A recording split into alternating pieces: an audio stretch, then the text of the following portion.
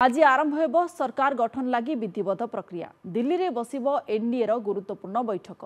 राष्ट्रपति को भेटी सरकार गठन लगी दाबी जणाइब एनडीए। संभवतः 9 तारिख संध्यारे प्रधानमंत्री भावे नरेंद्र मोदी नहीं पारंती शपथ। सेपटे केन्द्र में सरकार गठन न होणु देखादेलानी विवाद। मुख्य सहयोगी तेलुगु देशम पार्टी चाहिए बाचस्पति पद समेत 5टी कैबिनेट बर्थ। टीडीपी 16टी आसन जिणिथिबारु निजर दबदबा जारी रखिबा लागि करिछि प्रयास। 2014 रे एनडीए सरकार बेले टीडीपी गोटे कैबिनेट और गोटे राष्ट्रमंत्री पद पाइथिला। सेपटे जनसेना पार्टी को भी मंत्री पद देवानी चर्चा चली। वाईएसआरसीपी को गादीच्युत करिबारे जनसेनार थिला प्रमुख भूमिका।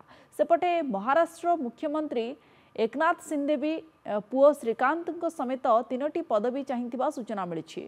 तेणे बीजेपी निज हाथ में रेलबाई गृह अर्थ प्रतिरक्षा आईन और आईटी विभाग रखा योजना करिछि। तेणे जेडीयू 2टी एलजेपी रामविलास 3टी हम गोटे पद चाहिए।